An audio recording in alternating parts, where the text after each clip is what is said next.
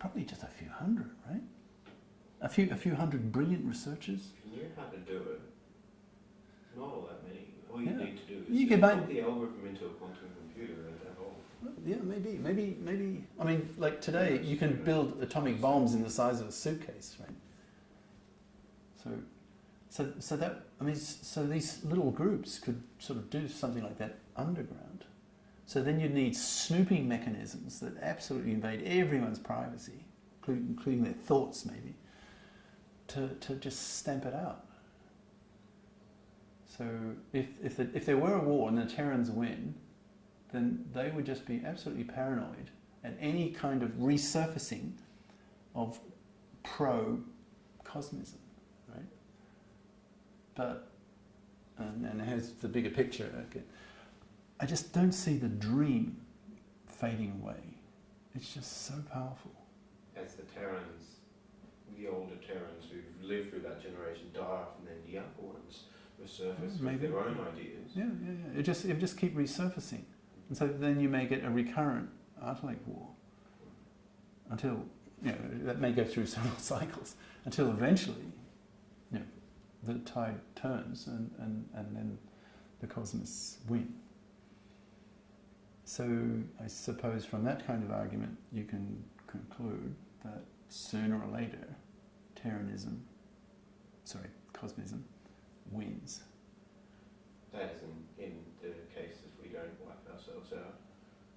Yeah, it's sort of hard to wipe out everybody, right?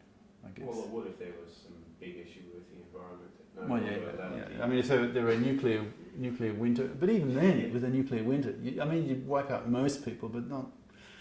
Hard to imagine everybody to the last man. Yeah, possibly. Possibly. I mean, if you wiped out everybody's potential to have children. Yeah.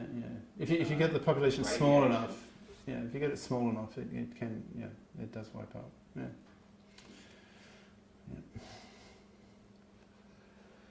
So you can see why I'm glad I'm alive now. I really don't want to see this stuff. It's just horrible. I mean, again, make a historical analogy. Well, that's interesting. If there are people alive during this time, do you think that they'll get so depressed and so anxious about it that they will not want to be alive? Or that they'll commit suicide? Some. A lot? Do you think a large percentage? Or do you think people will live through it? Do you think... Well, I mean, humanity, give a Darwinian argument, we've had to put up with, far worse. I mean, just living the last 100,000 years was very, very tough, and starvation, it was horrible, right? Disease, and broken bones, and wild animals, and we just evolved a will to live, just self-selected, right? If you didn't have that, we wouldn't have survived. So I think that's still there, unless we profoundly change ourselves with genetic engineering.